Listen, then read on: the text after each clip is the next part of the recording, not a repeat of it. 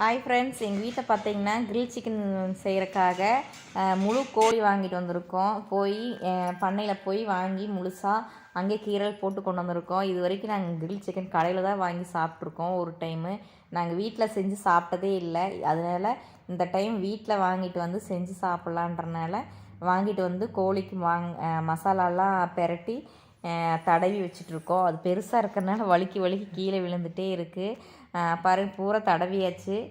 அப்புறம் பார்த்துட்டிங்கன்னா எங்கள் வீட்டில் விறகு வச்சு அடுப்பு கூட்டி தான் நான் செய்யலான்னு நினச்சிட்டு வந்தோம். எங்கள் வீட்டில் இடம் இல்லை, மாடியில் கொண்டு போய் வைக்கலான்னு நினச்சி செஞ்சுட்டு இருந்தோம். ஆனால் மேலே ஒரே காற்றுன்றனால கேஸ்லேயே நாங்கள் வாட்டிட்டோம். அது குச்சி வேறு நாங்கள் எடுத்துகிட்டு வரல. பெரிய ஸ்க்ரீன் கம்பி வச்சு, புது கம்பி தான், அதை வச்சு தான் நாங்கள் வாட்டியிருக்கோம். அப்புறம் பார்த்துட்டிங்கன்னா பாருங்கள்லாம் வாட்டி எடுத்து அழகாக பொரிச்சிருக்கேங்க. பாருங்கள், கலரே சூப்பராக இருக்குல்ல. நாங்கள் நினச்சே பார்க்கல, இந்த மாதிரி நாங்கள் கிரில் சிக்கன் செய்வோம்னு நினச்சி பார்க்கல. ஆனால் அழகாக இருக்குது பாருங்கள். ஆனால் கோழி ரொம்ப பெருசாக தான் இருக்குது பாருங்கள். ஆனால் அந்த கலரெல்லாம் அழகாக வந்திருக்கு. அந்த கடையிலலாம் செய்கிற மாதிரியே அந்த கலர் வந்திருக்கு நாங்கள் வீட்டில் செஞ்சது. நீங்களும் செஞ்சு பாருங்கள். கண்டிப்பாக நீங்கள் செஞ்சவங்க நாங்கள் இப்படி செஞ்சுருக்கோமா அப்படின்னு, நீங்கள் செஞ்ச மாதிரி செஞ்சுருக்குமான்னு நீங்கள் ட்ரை பண்ணி பாருங்கள். அப்படியே தப்பாக செஞ்சுருந்தால் எங்களுக்கு கமெண்ட் பாக்ஸில் கமெண்ட் பண்ணுங்கள். அந்த வீடியோ உங்களுக்கு பிடிச்சிருந்தாலும் கமெண்ட் பண்ணுங்கள், பிடிக்காட்டி கமெண்ட் பண்ணுங்கள்.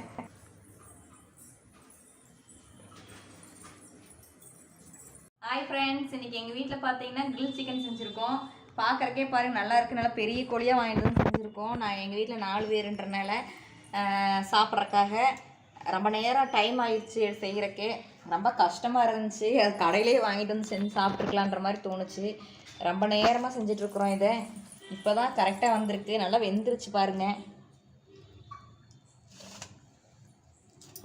நல்லா வெந்துருச்சு.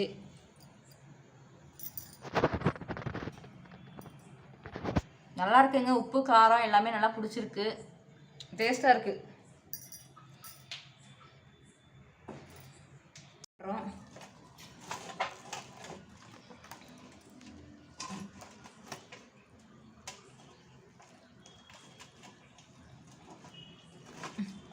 பிக்கவே முடியல பாருங்க, எலும்பு பிச்சுட்ட பாருங்க.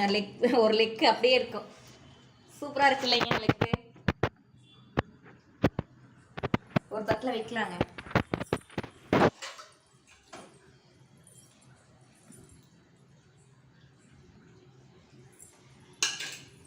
அடுத்து ஒரு பீஸ் கட் பண்ணலாம்.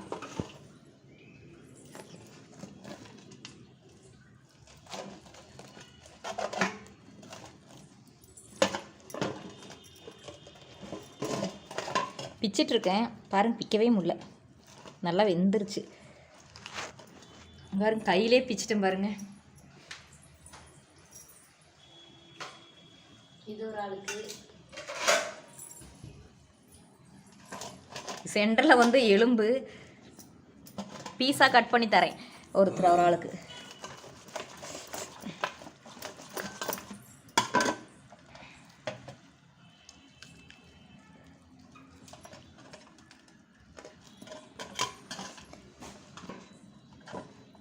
சூடுங்க, ரொம்ப சூடு. இப்போ தான் இறக்கி கொண்டு வச்சோம். என்னப்பா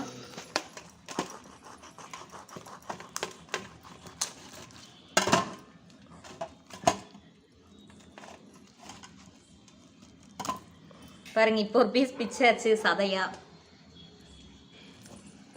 பாருங்க, இங்கே ஒரு பீஸ் பிக்கலாம்.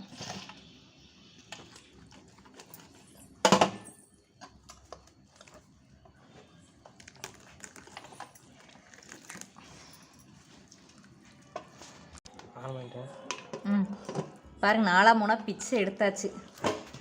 ஆளுக்கு ஒரு பீஸாக எடுத்து சாப்பிட வேண்டியதுதாங்க. என்னடா 2 கை போட்டு பண்ணுறேன்னு நினைக்காதீங்க.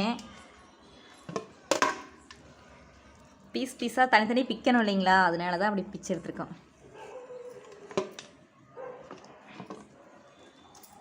பாருங்கள், எல்லாருக்கும் ஒரு பீஸாக.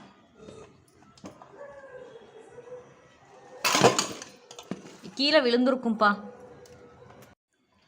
டேஸ்ட்டாக இருக்குங்க.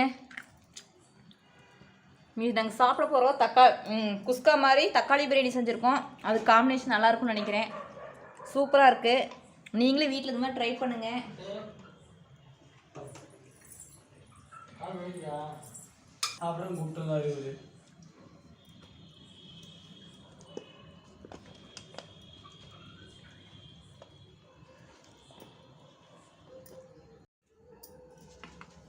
இதாங்க ஃப்ரெண்ட்ஸ், இதை செஞ்சாச்சு. யாருக்கு எப்படி ஃபீஸ் போனாலும் பரவாயில்ல.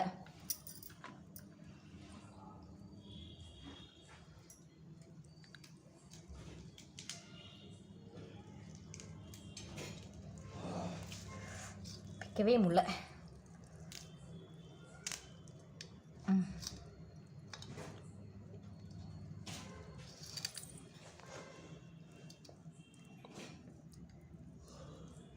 அவ்வளோதான்.